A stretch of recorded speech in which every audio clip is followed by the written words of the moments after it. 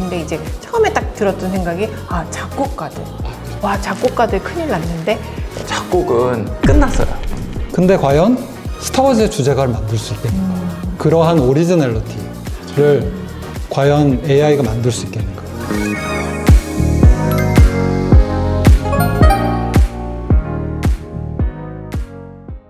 예술을 항상 우리와 함께 또 우리와 함께 문화생활을 즐겁게 즐기고자 이 자리를 마련했습니다. 안녕하세요. 저는 지휘자 지중배입니다. 오늘은 또 세 분의 특별한 분을 모시고 음악이라고 생각할 수 있지만은 굉장히 범위를 넓혀서 AI를 다뤄보자고자 합니다. 한번 자기소개 좀 부탁드리겠습니다. 안녕하세요. 저는 명지대학교에서 지금 아트앤 멀티미디어 음악학부의 작곡 전공을 해서 일하고 있고요. 특히 그 다음에 저는 또 명지대학교에서 교육혁신을 맡고 있습니다. 그래서 대학교육혁신원장이라는 직함을 갖고 있고, 요즘 대학 교육에 있어서 특히 AI가 굉장히 화두가 되고 있는데 그거를 지금 대학에 한번 도입을 해보고자 열심히 노력하고 있는 김시영입니다. 네, 저는 오늘 공부를 하러 온 예술의 전당 음악기획부장 김재현입니다. 네. 안녕하세요. 저는 한국예술종합학교에서 음악 테크놀로지를 가르치고 있는 장재호입니다. 반갑습니다. 최근에 이제 그 에이펙에서 그 엔비디아 그 CEO 젠슨 황이 그래픽 뭐 처리하는 그 GPU라고 하나요? 네. 그걸 우리나라에서 26만 장을 이렇게 뭐 공급을 하겠다는 뉴스를 보고 많은 사람들이 AI라고 생각하는 것에 대해서 막연하게 생각하고 있다가 그 이제 뉴스를 보고 관심을 더 갖는 것 같아요. 저도 이 분야에 대해서 잘은 모르지만은 그 AI가 또 이제 문화예술 쪽에서는 어떻게 영향이 미쳐지고 있고 미쳐질 것이고 앞으로 공연계를 어떻게 또 잠식하는지 할 건지 한번 얘기를 나눠보도록 하겠습니다. 솔직하게 말씀드려서 잘 모르겠어요. 너무 어려워요, 단어들이. 제가 교수님 그 인터뷰도 다 읽어보고 하는데 학생으로 돌아가는 느낌이었어요. 이거 하나하나 공부하기가. 어떻게 생각하세요, 부장님께서는? 저희는 아주 정말 어떻게 미비한? 예전에 저희가 몇 년 전에 조수미 선생님의 그 영상을 찍어서 홀로그램을 한번 공연을 한 적이 있었어요. 근데 지금 생각해 보니까 정말 AI라고 하기보다는 미디어? 그냥 영상이 일종이긴 한데 저희가 진행을 하다 보니까 이게 공연의 대체나 이런 거는 조금 불가능하겠다라는 걸 사실 개인적으로 경험을 한 그게 있고요. 저는 사실 이 자리에 앞으로 이제 AI를 도입한 클래식에서도 어떤 것들이 있을까랑 저는 공부하러 오는데 그러면은 간단하게 시작해서 AI라는 것이 무엇인가요? AI라고 하는 것은 보편적 범용적으로 사용하고 있는 거는 대부분 생성형 AI를 들 수 있거든요. 결국에는 생성형 AI라는 거는 경험치를 바탕으로 해서 대답을 해주는 거거든요. 그러니까 AI가 정답을 내주는 건 아니에요. AI는 경험치를 가지고 무언가를 자기가 그렇게 누적되어 온 경험치를 가지고 답을 해주는 거거든요. 그러니까 AI를 이렇게 생각하시면 돼요. 제가 한번 문제를 낼게요. 하늘에서 내리는 하얀 눈이죠. 이게 AI의 생성형 AI LMM의 그 방법인 거죠. 그러니까 결국에는 100에 99명이 눈이라고 얘기하는데 간혹 B라고 얘기하는 사람도 있을 거거든요. 그럼에도 불구하고 눈으로 대답하는 게 AI다. 그러니까 우리가 지금 활용하고 있는 범용적 AI가 그거다라고 생각을 하시면 앞으로 우리가 AI랑 어떻게 같이 할지에 대한 고민을 할 것 같아요. 그럼 그 AI라는 그 뭐시기 저시기는 그거를 이해를 하고 받아들이는 건지 아니면 그 뭐 하늘에 내리는 거 하나하나 코드로 받아들여 가지고 그러니까 그냥 이렇게 쉽게 생각하시면 돼요. 그러니까 LLM이라 그러는 게 라지 랭귀지 모델이거든요. 그러니까 이게 자연어 처리라 그러는데 제가 음악을 하러 왔는데 음악 교수인데 조금 이쪽에 관련돼서 말씀을 드리다 보면은 결국에는 이게 자연어 처리라 그래서 하늘에서 내리는 하얀 하면 모든 자료들이 눈을 얘기하고 있는 거예요. 그러니까 얘는 이거를 학습한 거라고 생각하시면 돼요. 그러다 보니까 우리가 뭐한테 AI한테 뭘 물어보면 가장 많이 나오는 보편적 대답을 해준다 이렇게 생각하시면 되는 거예요. 우리는 개발자는 아니에요. 우리는 AI를 활용하는 사람이기 때문에 그 활용하는 관점을 그렇게 접근해서 들어가면 이게 음악에 있어서는 그러니까 대중음악은 진짜 속된 말로 창작에서 끝이 난 거죠. 왜 그러면 빌보드 차트 모든 인기 있는 음악이 다 들어가 있다고 생각하고 다 학습이 돼 있다 생각을 하면 멜로디 하나 넣어주고 거기에 대중이 정말 감동할 수 있는 음악 AI 보고 만들어줘. 그러면 진짜 뚝 뚝딱 나옵니다, 진짜. 그럼 그거를 이제 이용하는 주체는 결국 인간인 거잖아요. 그렇죠. AI를. 근데 그 AI가 스스로 학습을 한다는 거고 그게 문화와 예술에서는 또 어떻게 작용이 있게 될까요? 좀 되게 넓은 질문인 것 같은데요. 네. 좁혀 나갈게요. 지금 근데 사실은 굉장히 많이 좀 교란을 시키고 있죠.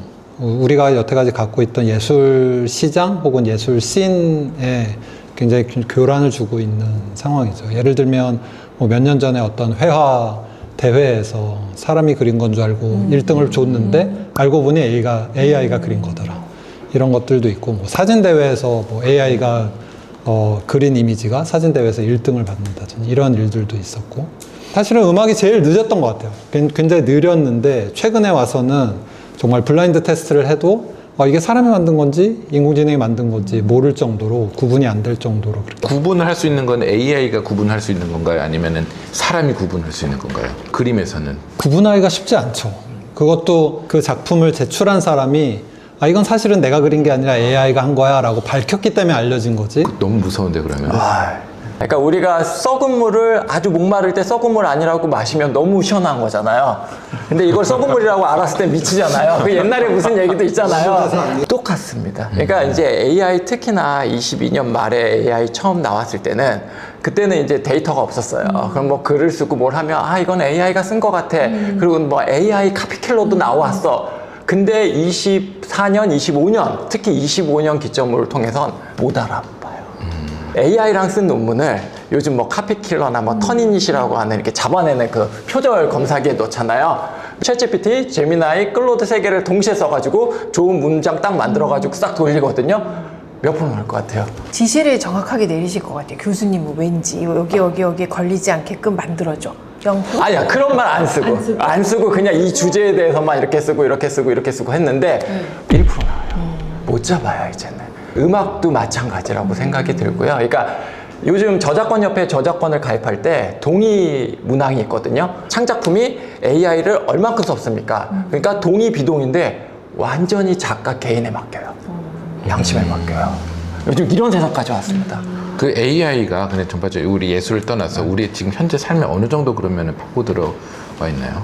어떤 부분에서는 굉장히 파고 들어와 있고 아까 김치영 교수님께서 얘기하신 LLM 같은 그런 대형 언어 모델을 쓰는 그런 모델 같은 경우에는 사실 굉장히 분명한 의미가 있는 단어들을 바탕으로 만들어져 있기 때문에 예를 들어 뭐 글을 쓴다든지 하는 데에는 굉장히 도움을 많이 받을 수 있고 뭐 요새 아마 학생들도 숙제 같은 거 할 때 챗GPT 같은 거를 안 쓰는 사람 거의 없을 정도로 쓰고 있죠. 근데 이제 심지어 목사님들도 설교를 설교를 할 때 일단 챗GPT한테 아웃라인을 잡고 시작한다는 얘기도 제가 들었어요.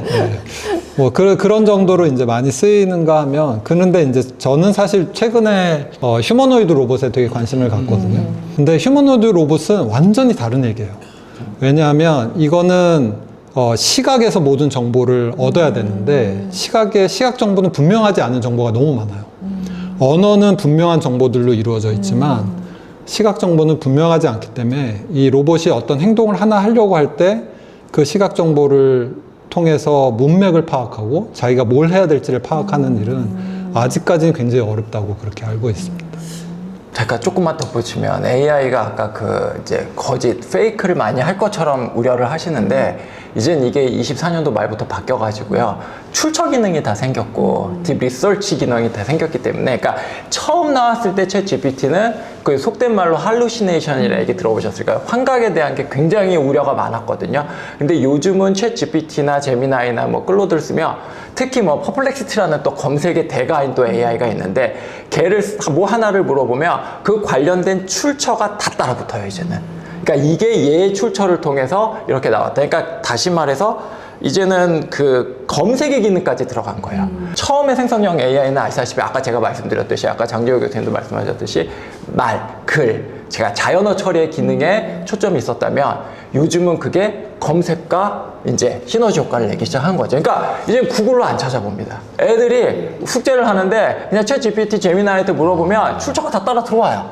그러면 그걸 가지고 만들면 되는데 특히 아까 일상생활에 얼마나 들어왔냐 그러는데 우리 지금 대한민국에서 챗 GPT를 핸드폰에다가 깐 숫자가 몇 명 정도 될까요 지금? 저 준비 많이 해왔어요. 우리나라가 정말 그 유료랑 이런 구독하는 게 미국 다음으로 2등이에요. 그래서 심지어는 샘 올트만이 챗 GPT 한국 지사를 한국에 이제 만든다고 할 정도니까 2천만 명이 넘어요. 그러니까 이제 카톡만큼 챗 GPT가 일상에 들어온 거. 그게 이제 대표적인 사례가 그거잖아요. 지브리 열풍. 네. 그건 들어보셨죠? 저는 그게 무서워서 안 해봤어요. 오늘인가 뉴스에 나왔는데 이제 지브리가 무제한 학습에 대한 제한을 걸겠다. 챗 GPT가 처음에 나왔을 때 회원 수를 100만을 만드는 데까지 5일 걸렸거든요. 근데 인스타가 했을 때 2주 걸렸거든요. 그러니까 그만큼 빨랐던 건데 지브리 기능이 나오고 나서 챗 GPT의 유료 구독자가 1시간 만에 100만 있는 거예요. 그게 다 유료로만. 그러니까 이제 세상이 그렇게 변해간다라고 인식을 해주시면 이제는 이게 아까 이제 말씀드렸잖아요. 일상에 얼마나 들어가 있는지. 그러니까 이제 만나면 이런 거죠. 학생들한테나 이런 뭐 이렇게 모든 분들한테 요즘은 챗 GPT를 쓰세요 물어보는 게 아니라 유료를 갖고 계세요? 무료를 갖고 계세요? 그 다음에 그 구독료로 몇 개의 AI 툴을 쓰고 계시나요가 이제는 화두가 돼야 되는 세상이 돼버린 거예요. 제가 그 지브리에 의해서 유료 구독자가 된 사람인데요. 네. 뭐 오늘만 해도 산증인이시네요. 이제 무슨 뭐 어디에 전화번호 뭐 이런 것까지 그냥 예전에 뭐 네이버에 쉽게 뭐 이렇게 물어봤던 것들도 다 챗GPT에 다 물어보는 상황에서 하루에 꽤 많이. 그리고 저는 업무에도 약간 메일이라든지 이런 거 할 때 예전에 좀 고민을 많이 하고 뭐 문맥도 바꿨다가 이렇게 쓰는데 굉장히 빠르게 챗 GPT를 사용해서 이제 업무를 하고 있는 상황이어서 잘 이용하면 좋다고 생각. 저는 이제 챗 GPT를 지난주에 깔았어요. 지난주에 깐 이유가 있어요. 일본에 놀러 가서 이제 그 영어나 이런 것이 없는 이자카야나 뭐 어떤 이게 술을 전문적으로 먹는 데 가서 이 구글 번역기로는 한계가 있더라고요. 이게 이상하게 되더라고요. 뭐 개 뒷다리 어쩌고 말도 안 되는 그래가지고 근데 챗 GPT를 하니까 제대로 번역이 발음도 나오더라고요. 그래서 요거 부탁합니다. 그 이제 주문 어떻게 해야 될지. 그 아까 말씀하셨듯이 그런 AI의 어떤 프로그램을 이용해서 누군가는 글도 한번 써보고 누군가는 아까 미술 작품도 만들어보고 그럼 과연 그것들을 예술 작품이라고 부를 수 있을까요? 그러니까 어떤 정보의 조합이잖아요. 어떻게 보면은 그 예술 작품은 그러니까 이 작품이라고 결정을 짓는 거는 사람이잖아요. 그러니까 내가 컨트롤을 하는 거잖아요. 그러면은 결국에는 우리가 사진기가 처음에 나왔을 때 다 그림을 그렸는데 저 사진기 나왔다고 해서 사진을 딱 찍어서 완벽하게 나온 거가 이게 그림을 대체하는 무엇인가였는데 지금 사진이 얼마나 좋은 예술로 남아있습니까? 그 다음에 이제 계산기를 생각해 보세요. 우리 처음에 계산기 나오면 회계사들, 수학자들 다 없어질 것 같았지만 결국에는 계산기를 통해서 수학이 더 발전하잖아요. 이제는 이 AI는 예술가들한테 무언가 스펙트럼을 넓혀줄 수 있는 촉진자의 역할을 해준다고 생각을 해요. 그래서 이 무언가 막 나왔다고 아까 이제 지 선생님께서 말씀하셨잖아요. 근데 이 나온 거를 조합을 해서 이걸 내가 하나의 완성된 걸로 결정하는 거는 저거든요. 이거는 제 철학이 들어가야 되거든요. 그러니까 AI가 음악 만들어 달라고 그러면은 이 같은 멜로디를 저는 이제 요즘 정말 많이 쓰는데 같은 멜로디 한 뭐 수백 개, 수천 개 나왔을 때 비슷비슷한데 다 다르게 나오거든요. 그럼 그 결정 누가 하냐 이거죠. 그 결정 제가 해야 되거든요. 그 결정할 때 어떤 게 들어가냐면 가치가 들어가거든요. 그럼 그 가치는 결국에는 철학이거든요. 그러면 우리가 음악을 하고 모든 순수 예술에 무엇 때문에 하냐면 우리가 돈 안 돼도 하는 이유가 나만의 가치를 추구하기 때문에 있기 때문에 이게 제일 큰 문제인 거예요. 야 이거 뭐뭐 한번 해줘. 이러면 그냥 뚝딱 나오면 이거를 갖다 쓰면 이거는 예술이 아닌 거죠. 근데 무언가 하고 했을 때 그리고 나서 나온 것을 조합해서 내가 결정을 해서 이게 완성된 걸 무언가 만들었을 때 그거는 이제 나의 가치가 들어갔을 때 그건 충분히 예술적인 철학적인 가치도 충분히 우리가 인정할 수 있지 않겠냐라는 게 저는 제 생각입니다. 아직까지는 교수님 말씀 드리니까 굉장히 긍정적인 게 그래도 인간이 컨트롤하고 인간이 그 이상을 생각을 해야 되는 건데 그 미션 임파서블 보면 무섭잖아요. AI가 인간을 이제 슬슬 조정하기 시작하고 근데 그런 세상이 안 오리라고는 보장을 못 하잖아요.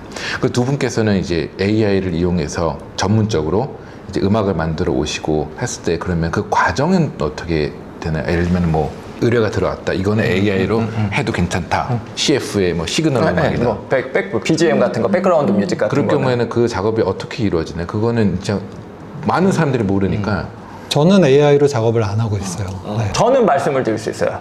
저는 어떻게 하냐면 아까도 조금 말씀드렸지만 저는 제가 멜로디나 제가 기본적인 편성은 이제 피날레라는 이제 그 악보 프로그램 있잖아요. 또는 이제 그 로직이라고 하는 이제 DAW 프로그램을 통해서 세팅을 해요, 기본적으로. 그리고 나서는 요즘 이제 수노에 집어넣어요. 근데 요걸 이렇게 한 지도 얼마 안 됐어요. 수노가 이렇게 좋아진 게 올해 업데이트가 됐기 때문에 이게 5 업데이트 된 지가 얼마 안 됐는데 요즘 제가 이제 그걸 발견해낸 건데 그리고 나선 걔한테 집어넣어가지고 제가 원하는 프롬프트를 굉장히 자세히 써요. 그 프롬프트가 수노가 1000바이트까지 가능하거든요. 근데 영어로 써야 되기 때문에 그것도 심지어는 이제 옆에 제미나이나 챗GPT 띄워가지고 그 프롬프트를 걔하고 또 얘기를 해요. 내가 이렇게 했으면 좋겠는데 영어로 1000바이트로 어떻게 쓰면 좋겠다. 그러니까 그렇게 하면 좋은 예가 나와요. 그럼 이제 여러 가지 음악이 나와요. 그리고 이제 수노는 유료 버전이면 한 번 딱 명령을 하면 2개의 곡씩 나와요. 그래서 뭐 이제 프로 버전이면 뭐 꽤 많은 크레딧이 있다 그러죠. 그걸 가지고 굉장히 많은 곡을 이제 들어볼 수 있어요. 그리고 나서는 그게 이제 곡이 나오고 나면 또 기가 막힌 게 요즘 좋아진 게 그 오디오 기능이 좋아져서 워낙 뭐 장교 교수님 뭐 전문가시지만 요즘 스템이라 그래가지고 웨이브 파일로 모든 악기들이 다 파일마다 다 악기마다 이렇게 딱 갈라서 딱 떨어져 나가요. 그러니까 우리가 이렇게 지금 노래를 부르고 반주가 있으면 그걸 딱 집어넣고 하면은 노래, 보컬, 악기 또는 악기를 10개 단위 수노가 지금 16개까지 갈라져요. 그럼 이제 그 악기 스템이라고 하는 것들을 다시 웨이브 파일을 이제 다운을 받아요. 근데 요즘 또 수노가 5부터 스튜디오 기능이 또 업데이트 됐어요. 그러면서 그 스튜디오로 들어가면 그게 미디 파일로 다운이 돼요, 또. 그럼 미디 파일로 다운이 된다는 건 다시 피날레로 돌아올 수 있다는 거예요. 이게 좀 어려운 얘기예요. 그러면 거기서 내가 또 다시 편집을 해요. 그러니까 이렇게 되는 이 과정은 정말 이제 굉장히 전문가적 과정인데 이게 그러니까 이런 거죠. 나 오늘 뭐뭐 BGM 만들어야 되는데 곡 만들어줘. 이걸로 끝나는 게 아니라는 거죠. 그러니까 이제 내가 뭔가 의뢰를 받고 한 2분짜리 곡을 써야 되면 우선 내가 만져서 이제 피아노 앞에서 넣고 피아노로 레코딩을 하고 흥얼거리고 노래를 하고 해요. 그리고 나서는 이제 수노로 가죠. 그리고 수노에서 작업을 한 걸 다시 내려받아서 정리를 해요. 그렇게 해서 이제 또 이제 믹스 마스터 같은 거는 또 요즘은 또 AI가 잘해주는 게 많아요. 그럼 이제 믹스 마스터로 해서 이제 저는 음원을 많이 제작하는 입장이다 보니까 그렇게 해서 딱 나오면 심지어 요즘은 보컬도 녹음하네요. 보컬도 어느 정도 제가 이따가 혹시 쉬는 시간에 보컬도 한번 들려드릴 텐데 그러니까 보컬하고 한글 가사를 칠 수가 있어요. 미디에서. 그러면 그대로 좋은 보컬이 들어가요. 그럼 그 보컬을 수노로 넣잖아요.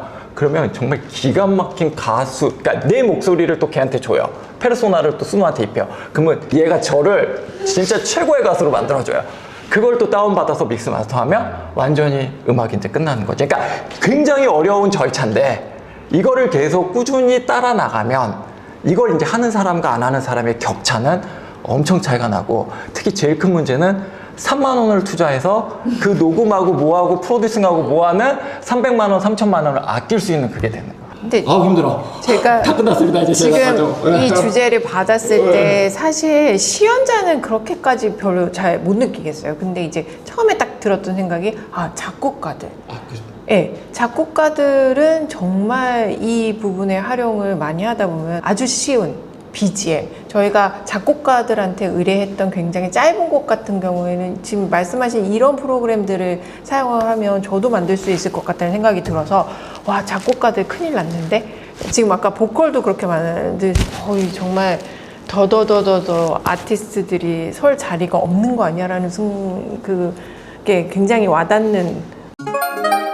이게 최근에 몇 년간 신문에다가 이제 글을 기고하면서 자료 사진들이 많이 필요하잖아요. 근데 그 신문사에서 다 AI로 그림을 생성을 해서 올리더라고요. 그럼 저작권료도 뭐 없고 이제 뭐 그 신문사에서 뭐 달달이 얼마 내는 그게 저작권료가 되겠죠.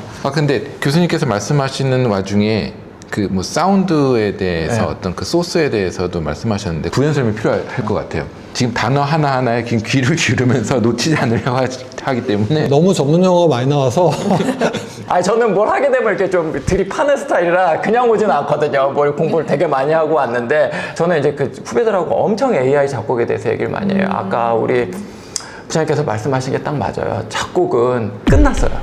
저는 그렇게 봐요. 특히 상업적인 작곡은 더 끝났다고 보는 게 제일 요즘 저작권이나 이런 게 많이 들어와야 되는 부분이 이제 유튜브거든요.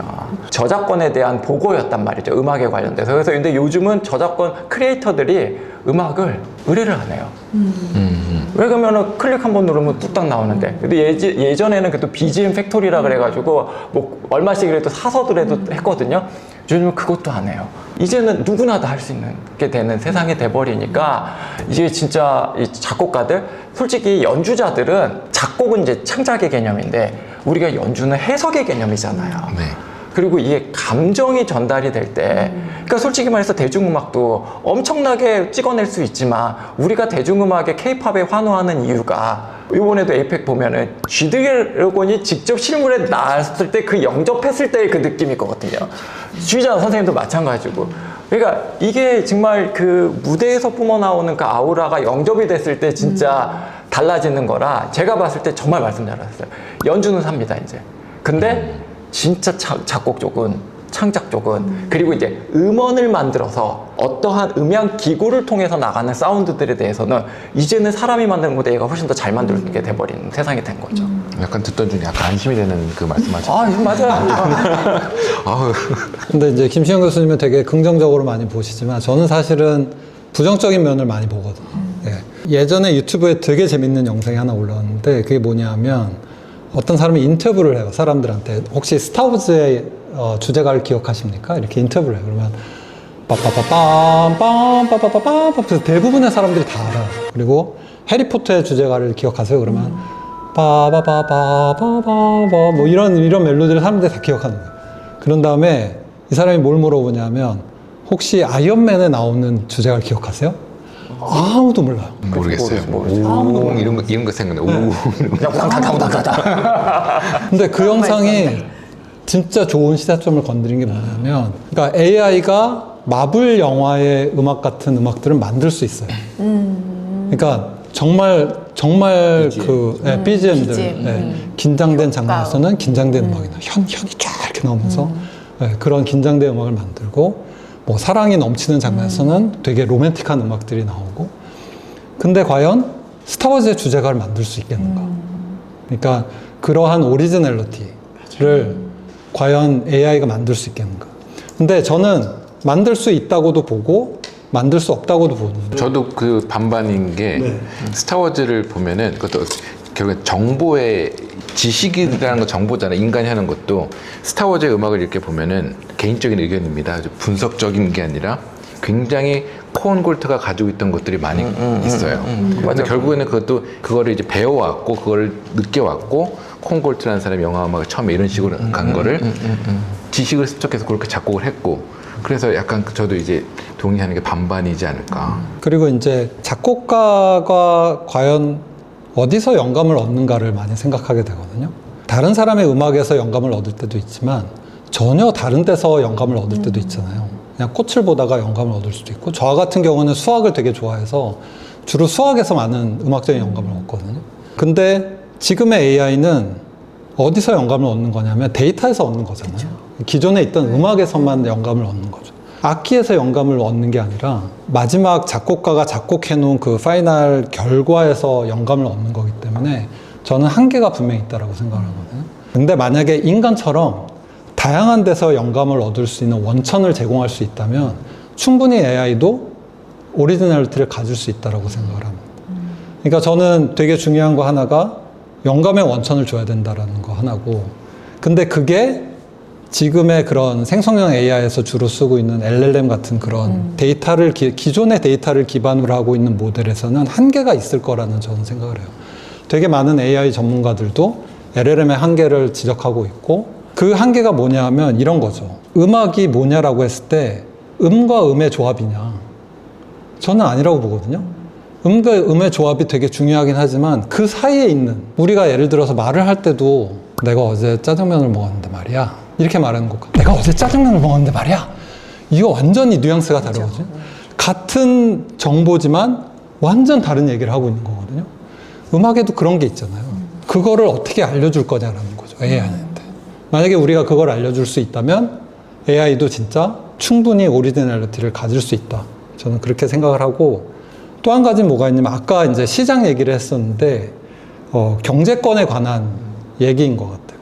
그래서 이거는 조금 되게 이상한 얘기일 수도 있는데, 저는 AI의 끝을 어디로 보냐면 인간의 지능을 닮은 AI가 나오는 게 끝이 아니라 AI가 경제권을 쥐고 있는 게 끝인 거예요. 그러면 진짜 인간 세상은 멸망할 수 있습니다. 그 터미네이터의 이 지점을 사람들이 가장 지금 공포스러워하는 거죠. 왜 그러냐면은 진짜 저는 정말 뭐 학교 내에서도 AI 전도사라고 불릴 정도로 AI를 실생활로 적용해야 된다라는 주의임에도 불구하고 저는 근데 꼭 그걸 강조하거든요. AI한테 지배당하지 말고 내가 AI를 지배할 수 있는 능력을 키워야 된다. 학생들한테 똑같이 얘기해주고, 제가 심지어는 저희 대학에 있는 직원 선생님들한테 이 AI 특강을 했거든요. 왜 그러면 행정에 AI를 도입하는 것처럼 제일 편한 것 같거든요. 왜 그러면은 총장님한테 뭐 이메일이라도 하나 쓰고 뭐 보고문 하나라도 쓰고 결제문 하나 쓸 때 그건 진짜 최고의 진짜 스피드를 갖고 있고 효율성에 대해서는 좋은데, 이미 해계는 프로그램도 나와 있죠. 네, 근데 여기에 이제 매몰되다 보면 이제 자기를 잊어버리게 되는 거거든요. 그래서 저도 우리 장재호 교수님하고 똑같은 생각을 하고 있는 게, 그래서 아까도 제가 말씀드렸듯이 AI는 주가 되면 안 돼요. 그래서 아까 제가 말씀드렸죠. 제가 작업하는 방법은 제가 컨트롤하는 거지, 제가 얘한테 너 해줘 하고 내방쳐 두는 게 아니고 걔가 만든 걸 그대로 쓰는 건 절대 해서는 안 된다는 거죠. 그러니까 이게 굉장히 중요한 포인트인데 안 될 거예요. 쉽지 않은 거예요. 쉽지 않을 왜냐하면 거예요. 저만 해도 솔직히 막 고민과 고민에 거듭해서 내가 이 사람을 어떻게 글로 설득을 하지 하면서 메일을 쓰잖아요. 근데 지금 같은 경우에는 굉장히 쉽게 챗GPT를 쓰는데, 점점점 이게 익숙해지다 보면 저도 이제 생각이라는 게 사실은 하면 할수록 이게 사고의 확장이라든지 이런 것들을 해야 되는데, 점점 생각을 안 하다 보면 나 어느 순간에 정말 멍청해져서 그냥 여기에서 주는 그대로만 받아서 하는 거 아닐까라는 그런 공포감도 있지만, 지금 당장의 그런 그 쉬움과 이런 것들을 편리함을 통해서 이제 저도 이제 쓰긴 쓰죠. 쓰면서 이제 살짝의 이제 양심의 가책도 느끼면서. 네. 맞아요. 사실 김시영 교수님이 되게 중요한 얘기를 하신 건데, 제가 아는 어떤 교수님이 오랫동안 AI에 대한 강의를 하면서 학생들이 챗GPT나 이런 그 AI를 써서 뭔가를 하게 자꾸 시켰대요. 근데 학생들에게서 이제 나오는 반응들이 학생들이 어느 순간 다 비슷해진다는 거예요. 말하는 것도 비슷하고 말하는 형태도 비슷하고, 그래서 본인은 이게 AI로 누구나 창작하는 시대가 열렸다라고 믿고 학생들한테도 그거를 유도했었는데, 오히려 아이들이 비슷해지면서 개성을 잃고 감각을 잃어간다라는 거죠.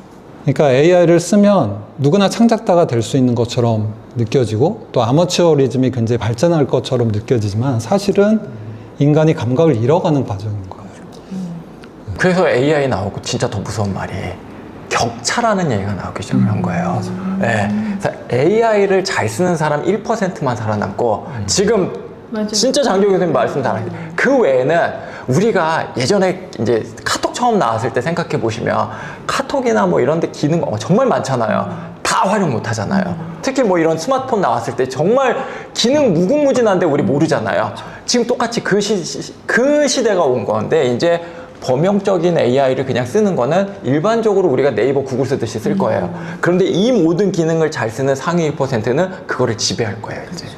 이러면서 이게 이제 격차에 대한 문제를 해소하지 않으면 이 AI가 이제 굉장히 힘들어지고, 저희가 이제 조금 너무 AI 쪽으로 와서 제가 조금 예술로 이렇게 좀 돌이켜 보면은 그런 얘기 많이 했었어요. 22년도 11월 달, 10월 달쯤에 처음에 이제 챗GPT가 나오고 23년부터 막 발전할 때 사람들이 그랬다고요. 야, AI가 나왔는데 예술만큼은 지킬 거야.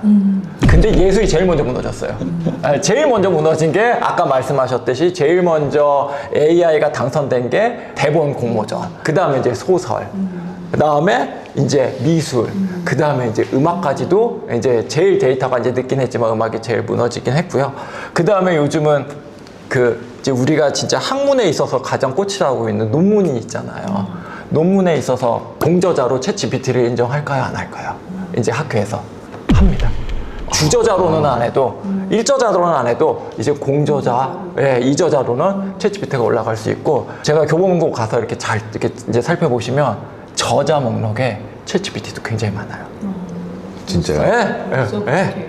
그게 이제 상업화가 되고, 그러니까 이렇게 되다 보니까 제일 괜찮겠지 했던 거가 제일 이제 먼저 지금 점령을 당하고, 아까 휴머노이드 말씀하셨는데 이제 관절이 필요한 것들 있죠. 섬세한, 물론 뭐 중국에서 만든 거 있어요. 빨래 개고 뭐하고 하는 뭐 로봇 3천만 원짜리 거 뭐 있잖아. 그걸 유튜브 보면 나오는데 그 정도 섬세한 건 있다 치지만 요즘 또 재미난 그 레포트가 나온 게 뭐냐면 AI가 나옴으로써 제일 안 죽을 직업이 1등이 뭔지 아세요? 간호사, 요양사. 맞아요. 간호사, 요양사. 네, 네. 이게 이제 그 디테일하고 섬세하고 그 터치를 해줄 수 있는 사람은 이거는 사람밖에 못하는 거죠. 작곡 프로그램 딱 하나만, 전문 용어 하나만 얘기할게요. DAW라 그래요. 그 디지털 오디오 워크스테이션이라 그래요. MIDI라 그래서 막 그런 음악 찍어내는, 가상악기를 찍어내는 게 디지털 오디오 워크스테이션이라는 거였는데 이제는 그 말이 바뀐대요. GAW로. G가 뭐냐면 Generated Audio Workstation. 그래서 생성형 그냥 오디오 워크션이에요. 그러면 예전처럼 막 그 작곡가가 힘들게 이렇게 써서 오케스트라 녹음하고 뭐 이런 것들이 사실 굉장히 손쉽게 그냥 뚝딱이라니까. 그죠, 뚝딱. 그러니까 이제 음원을 만들 때, 네, 레코딩. 그러니까요. 그거를 이제 연주할 때는 다시 악보로 내려받으면 되는 거니까, 그거는. 경기 퓨린가에서 그 AI 작곡하고 그 모차르트 심포니를 비교했던 블라인드 테스트 했던 거 있었어요. 그것도 박빙이었거든요. 그게 거의 한 5, 6년 전이에요. 코로나 전이었으니까. 그랬던 게 이제는 여기까지 와버렸으니까. 그래서 다들 실용음악, 상업적 음악에만 좋은 거 아니야? 그랬는데 다예요, 이제. 그럼 그렇게 말씀하신 것처럼 음악으로 한정 지어가지고 CF, 뭐 영화음악, 기타 등등 퍼져 있는 거잖아요. 그럼 대학 교육에서는 현재 AI 발전과 같이 가고 있는지, 그 학생들은 그 자칫 잘못하면은 그 도덕적인 양심의 문제도 있고 여러 교수님들이 다 이거를 동의를 하지 않는 부분도 있고, 근데 사회는 이렇게 발전되고 있고. 그래서 저희 전공은 성격을 바꿔버린 거예요. 명지대학교 같은 경우는 이제 제가 한 20년부터 코로나 시기 때부터 그 줌으로 변하는 세상 속에서 이건 이렇게 가겠구나 생각이 돼서 줌으로 연주회를 시작을 했는데, 줌으로 연주를 하려면 연주가 안 되잖아요. 작곡가들이 연주자를 섭외를 해야 되잖아. 무대에 쓸 수가 없잖아. 그러면 이거는 유튜브밖에 없구나. 아니면 줌으로 가상악기를 써야겠구나. 그러면서 이제 발전하기 시작을 했던 거죠. 그래서 저희는 학교 커리큘럼에 8학기라면 4학기는 악보를 쓰게 하고요. 4학기는 완전히 프로젝트 성향으로 그렇게 해서 바꿔놨어요. 우리 음악하는 학생 애들이 가장 큰 문제가 뭐냐면 사회에 나와서 할 수 있는 게 없어요. 음악만 하고 있다 보면, 저도 예중 예고 다 나왔고 이제 어쨌든 나름의 코스를 다 받고 유학도 갔다고 했는데, 대학에서 보면 경영대부터 음대까지 딱 있는데 우리 애들만 못해요. 인턴도 못 나가, 서류 하나 제대로 작성 못해. 뭐 워낙 잘 아시겠지만, 그러다 보니까 저는 음악 내에서 이제는 세상의 변화를 가르쳐야 되겠다는 생각을 그때부터 강력하게 했었습니다. 그래갖고 저는 그렇게 이제 개선을 하고 있죠. 그리고 제가 아까도 말씀드렸듯이 제 보직이 대학 교육혁신 원장이다 보니까 교육혁신을 이제 교육혁신을 미친 듯이 하고 있습니다, 진짜. 네. 저는 오히려 약간 반대로 가고 있어요. 그러니까 AI를 가급적이면 안 쓰는 방향으로 가고 있거든요. 왜냐하면 이제 아까 그 격차 얘기했지만 결국은 지금 AI를 열심히 써서 뭔가를 하는 거가 별로 의미 없다고 생각이 드는 게, 지금의 AI는 또 계속해서 변화할 거고 나중에는 훨씬 더 좋은 AI가 나올 수 있고 나중에 양상이 바뀔 수도 있고. 근데 우리가 음악이라는 건 사실 인간의 본능이잖아요. 그리고 본능적인 감각이 있는 건데 그 감각을 AI한테 주는 건 굉장히 재미없기도 하고, 물론 AI를 적극적으로 쓰기는 해요. 교육하는 데 있어서는. 예를 들면 저희 음악 테크놀로지과 같은 경우에는 가르쳐야 될 게 되게 많거든요. 사운드도 가르쳐야 되지만 코딩도 가르쳐야 되고 컴퓨터를 엄청 많이 쓴단 말이죠. 그러면 학생들이 그거를 하나하나 배우려고 그러면 되게 힘들고, 선생님들도 그걸 하나하나 디테일한 걸 가르치면 너무 힘들어요. 근데 챗GPT가 있어서 웬만한 건 야, 챗GPT한테 물어봐 그러면 다 나오거든요. 그러니까 그런 약간 새끼 선생님 정도로 활용을 하고 있고, 대신에 어떤 창작을 하는 과정 자체는 절대로 AI한테 못 맡기게 해요. 본인의 생각으로, 본인의 감각으로, 본인의 영감으로 하게 하는 거죠. 왜냐하면 그게 음악가로서 가져야 될 기본적인 감각을 갖추는 일이라고 생각해요. 그게 갖춰지면 뭐 당연히 AI를 쓰든 뭐 로봇을 쓰든 뭔가를 할 수 있다라고 저는 이제 믿는 거죠. 그래서 요즘 교육에서 저는 그거 엄청 강요해요. 프롬프트 엔지니어링. 그래서 저는 이제 과제를 받잖아요. 이게 나오기 위해서 네가 만약에 AI를 썼으면 AI랑 대화했던 프롬프트 있잖아요. 그걸 다 카피해서 같이 제출하게 해요. 이거가 나오기 위해서 얘가 얘한테 뭘 물어봤고 무엇을 결정했고 어떤 걸 했고 어떤 걸 얘는 무엇을 선택했을까. 이제 그렇게 되면 아까 우리 장 교수님 말씀하신 것처럼 창의적인 게, 그러니까 또 저는 약간 좀 반대적인 면도 좀 이제 이래 또 재밌으니까 너무 또 그러니까 뭐냐면은 학생들은 요만큼밖에 못 봐요. 배운 게 없으니까. 저도 그랬어요. 요만큼밖에 못 보는데 제가 AI를 되게 요즘 잘 쓰고 있는 이유는 AI를 쓴과 동시에 제가 잘 쓰는다고 가정을 하면 스펙트럼이 이렇게 넓어져요. 그러니까 저는 요만큼만 알았던 기획력이 얘가 저한테 기획력을 줄 때 이런 방법도 생각할 수 있겠네? 이런 방법도 생각할 수 있겠네 하고 이만큼 넓어지더라는 게 느껴지더라는 거죠. 저는 AI가 없었으면 저 여기까지 못 왔다고 생각을 해요. 그래서 22년도에 AI가 딱 저한테 오고 나서 저는 그때부터 유료로 바로 구독했어요. 제 큰딸이 2, 3학번인데 저는 큰딸 2, 3학번 대학 들어가자마자 너는 아빠 거 같이, 그러니까 유료 그거 써, 계정 써서 지금은 걔가 이제 그 계정을 딸이 가져가 버렸고 저는 이제 비싼 걸 쓰고 있고 이런 식으로 저는 그때부터 했는데 제 큰딸이 그 얘기를 하더라고요. 자기는 이제 계속 써보니까 AI만큼 좋은 튜터가 없다라는 거예요. 아까 우리 장 교수님 말씀하셨듯이 창작은 아니지만 이런 학문적인 거 이런 거 할 때 특히 뭐 문제 풀고 이럴 때는 얘가 너무나 베스트인 거예요.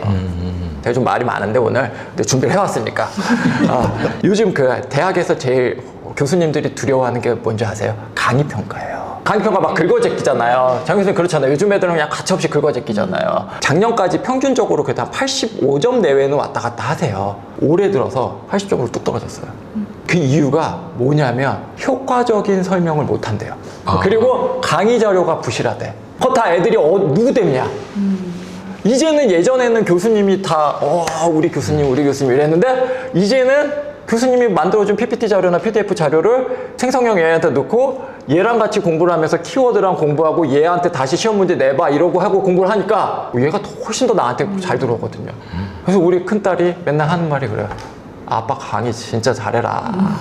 그럼 그 AI가 이제 우리에게 특히 예술하는 사람에게 뭐 창작하는 작곡으로 경쟁자가 될 수 있는 거네요. 어떻게 보면. 저는 들으면 들을수록 이제는 모차르트, 바흐 뭐 이런 건 없는 건가라는 생각이 되게 많이 들어요. 그러니까 아까 부정적도 말씀하셨고 긍정적인 것도 있지만 저는 경쟁자지만 동반자로 가야 된다고 봐요 이제는.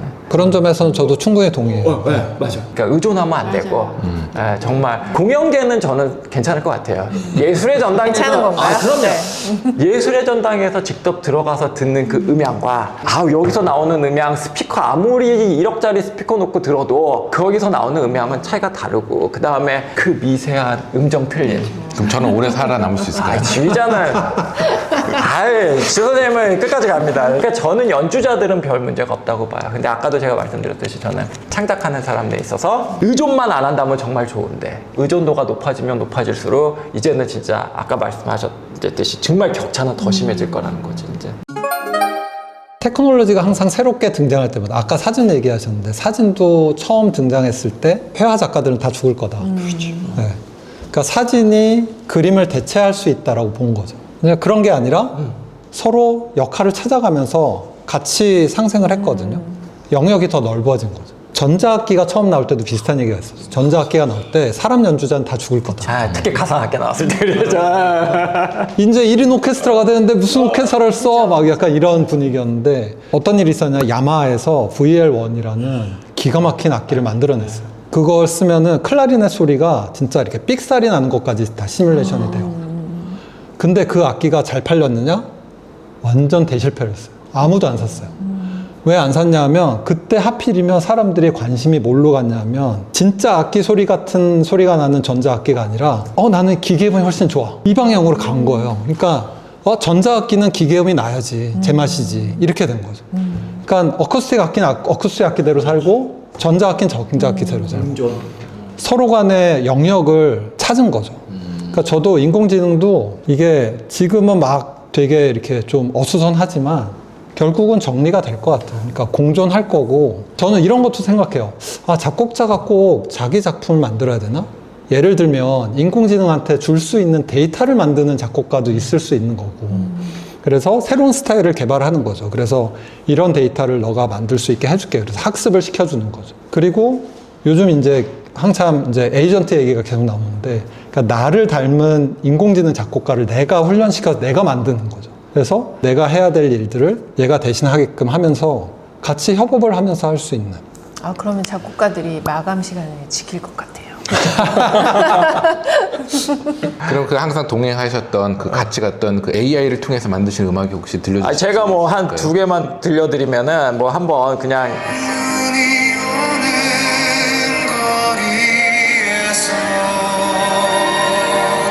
조금 더 클라이막스를 들으시면 더 놀래.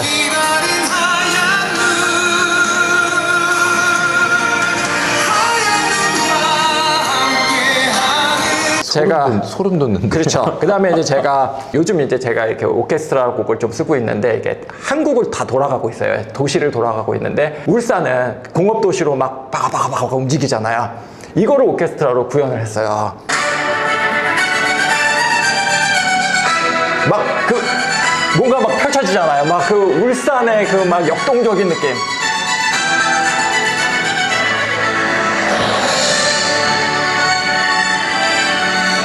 막 지휘가 나오죠, 막. 제가 이제 이것도 올해부터 이렇게 제작을 했지, 그 전까지는 이렇게 제작을 또 못했죠. 그러면 이렇게 작업하셔가지고 실현을 하신 적이 있으세요? 실현도 했죠. 이 곡들은 또 실현도 가능하고, 그러니까 악보로 또 해가지고 실현도 했고, 근데 요즘은 제가 이제 실현보다는 제 무대는 디지털 음원 쪽이다라고 생각을 해서, 저는 곡은 되게 못 써요. 근데 제 꿈은 다작이 제 꿈이에요. 그래가지고 지금 저작권 옆에 한 450곡 올라가는 것 같아요. 그러면 그렇게 해서 저작권 이렇게 등록하실 때는 그러면 교수님 그냥 성함만? 제 이름 김시영도 있고요. 네. 뭐 예화라고 하는 또 제 활동명도 있고요. 또 우리 학교 자체에서 인페이지 M이라는 또 무슨 프로젝트 네임도 있고요. 또 학생들하고 제작했어요. 학생들 이름 안에 넣어서 제 거 크레딧 들어가는 경우도 있고. 그래서 저는 학생들을 최대한 포트폴리오를 만들어주자가 제 목표였기 때문에 그렇게 저는 작업을 하고 있죠. 아까 그 보컬 있잖아요. 얼굴 없는 가수. 지금 앞에 계시는 얼굴 없는 가수. 그럼 그 가수는 그게 사람들이 느끼기에 이거는 인간의 목소리가 나오니까 그럼 그 가수 이름 어떻게 써요? 그냥 저 써요. 왜냐면 저는 그걸 보컬이라고 안 써요. 그 대신 이 목소리의 색깔 톤은 김시영이다. 그렇게 크레딧에서 그렇게 올립니다. 그래서 저는 보컬에 대해서는 실현자협회 가입은 안 하고 있어요. 무서운데. 그러니까 제가 좀 빨라요. 제가 이쪽 분야에서 굉장히 저는 이걸 많이 빨리 예전에 기억나시잖아요. 저 예술의 전당에서 신곡 제일 많이 발표했던 작곡가이기도 했었잖아요. 그럼에 불구하고 어느 순간에 딱 끊고 이쪽으로 바꾼 거예요. 그러니까 왜냐면 작곡가들이 불쌍하더라고. 왜냐면 작곡은 열심히 곡 썼는데 연주가 잘 안 돼요. 특히 현대음악. 내가 이런 얘기 좀 해주고 싶었어요. 여기가 음악이니까. 특히 우리 예술의 전당 부장님 모셨으니까. 예전에 제가 했을 때만 해도 교향악 축제에 들어가고 뭐 이랬단 말이죠. 근데 요즘은 그게 없어졌단 말이야. 그것도 이제 작곡가들의 문제이기도 해요. 왜 그러면 페스티벌에 맞지 않는 음악을 썼기 때문에. 그거는 반성해야 돼, 진짜. 창작곡이 올라가는 날은 관객들이 15분 늦게 가도 돼.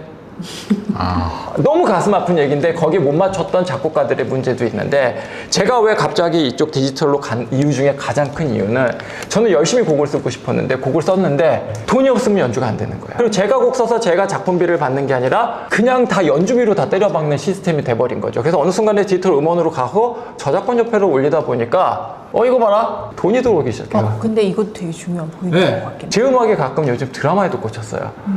제가 진짜 자랑하고 싶은 것도 하나 있는데, JTBC에 뉴스 끝날 때 엔딩 나오잖아요. 네네. 엔딩에 제 음악이 꽂혔어요.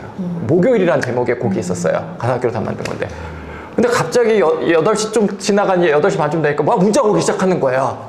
JTBC의 뉴스 엔딩에 네 곡 나왔어. 그러니까 이런 식으로 드라마나 이런 데에 요즘 꽂히기 시작했고, 얼마 못 벌어요. 뭐 몇만 원씩 나오긴 해요, 저작권료가. 근데 그게 꾸준히 쌓이고 가랑비에 옷 젖는 게 되니까, 저는 그래서 이게 이제 굉장히 중요하게 되는 거예요. 지금 외국에서도 들어오게 되니까. 특히 일본이나 홍콩이나 싱가포르는 저작권이 너무 잘 돼 있거든요. 그러니까 이제 이런 것들을 애들이 이제 곡을 급격하게 틀어서 진입장벽이 낮은 곳으로 빨리 들어가면 음악하는 친구들이 먹고 살 수 있게 되는 거죠. 그래서 그 흑백요리사라고 백종원 선생님 떴던 거 있잖아요. 그 음악을 아까 이제 제가 또 우리 학교에 그 석순희 교수가 하지만 그 석순희 교수가 다 제자들을 끌고 들어갔어요. 명지대 학생들을. 거기서 음악 크레딧에 다 올라오는 게 우리 애들이 올라간 거예요. 그 흑백요리사 음악도. 그거 솔직히 녹음 안 해요. 다 그냥 미디 작업해갖고 다 가상하기로 끝낸 거니까.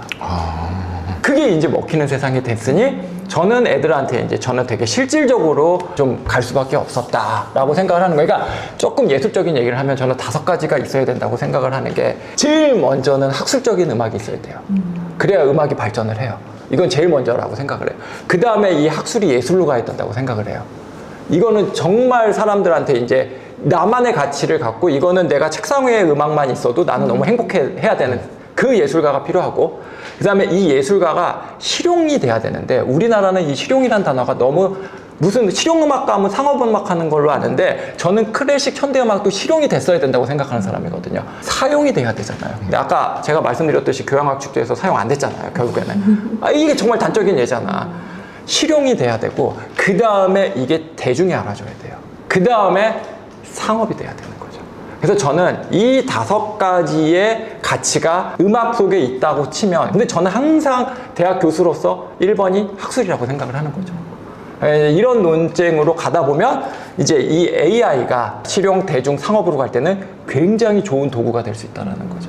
그럼에도 불구하고 아까 학술도 도움되고 예술적 가치도 이제 스펙트럼이 넓어질 수 있는 기회는 주는데 이거는 이제 독자적으로 아까 우리 장 교수님 말씀하신 대로 스스로 만들어 놔야 되겠죠. 그러니까 지금 그 돈에 대한 얘기가 나오긴 했는데 사실은 예술은 돈이 많이 들잖아요. 그것도 진짜 많이 들잖아요. 그러니까 돈이랑 사실은 예술을 분리해서 생각할 수가 없죠. 저희가 보통 예술을 얘기할 때 돈을 얘기하는 걸 굉장히 좀 안 좋게 여기는 분위기가 있는데 사실 그거는 잘못된 거죠. 그러니까 돈이라는 거 굉장히 중요하고 그런 면에서 보면은 사실 이게 AI가 만든 음악이 예술이냐라는 굉장히 이제 원론적인 질문에서 사실은 우리가 돈 얘기를 살짝 껴넣어야 되거든. 그러니까 결국은 AI로 만든 음악이 시장에서 어떻게 쓰이느냐가 예술을 결정하게 된다라는 건 거죠. 그러니까 만약에 우리가 어느 날 모든 사람들이 합의를 해서 야 이제 AI로 만든 음악 다 버려. 이건 우리 예술로 안 치겠어라고 한다면 그렇게 될 수 있겠지만 사실은 그렇지 않잖아요.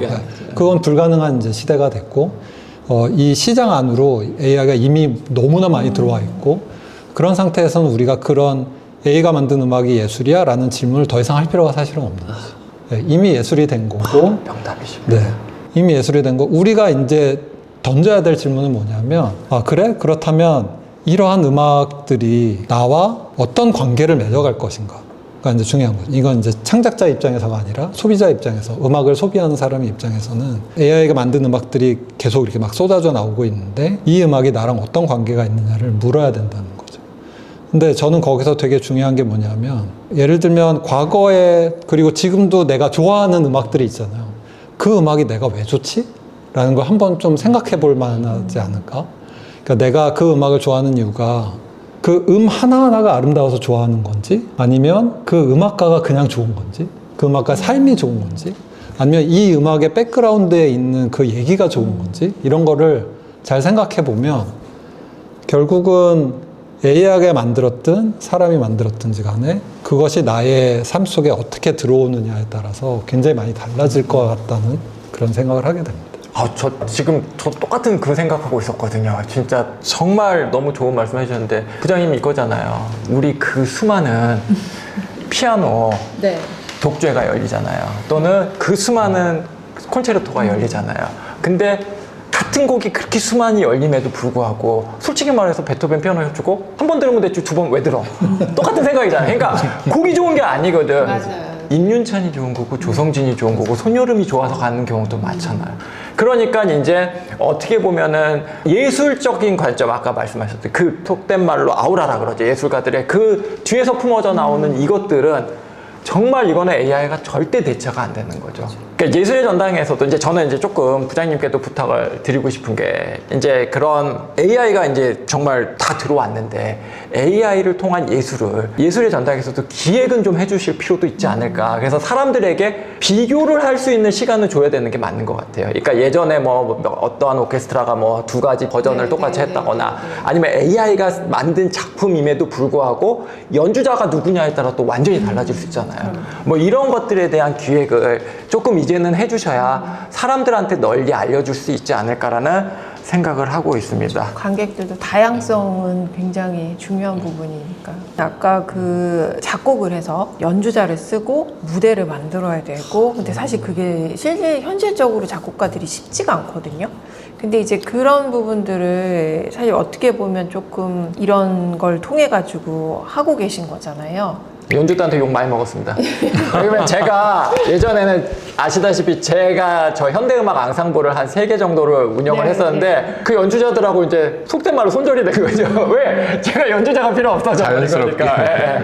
그래서 연주자들한테 초반에 그렇게 하고는 욕도 많이 먹었고 그 다음에 이제 요즘은 이렇게 앨범 내고 하면 앨범 아트 만들잖아요. 그 아트 디자인들도 있었단 말이죠. 근데 요즘은 그 아트도 제가 만들거든요. 요즘은 앨범 디자인 같은 것도 다 음악에 그거에 맞춰가지고 직접 다 그림을 그리시고 그러시더라고요. 그러니까 이제 지금 말씀하셨던 것처럼 뭐 AI가 많은 부분들을 이제 담당하고 있고 담당할 건데 결과적으로는 뭐 AI가 예술 쪽도 넘어갈 수 있지만은 우리가 인류가 이렇게 발전해 온 것에서 항상 많은 일들이 있었잖아요. 특히 산업혁명을 지나면서 많이 없어진 직업도 있고 근데 결과적으로 우리가 살아남을 수 있었던 건 인간미가 있었던 거고 실수도 있는 거고 그래서 항상 뭐 새로운 것에 5,000년 동안, 10,000년 동안 경쟁이 있었고 뭐 초반에는 맘모스와도 경쟁했겠죠. 이제는 동반을 해야 되는 시기인 것 같습니다. 아까 말씀하셨던 것처럼 사진의 발전으로서 미술이 없어질 것 같은데 사진 예술이라는 것도 생겨나고 미술 작품을 찾는 사람도 생겨나고 그것을 우리가 어떻게 현명하게 사용하느냐가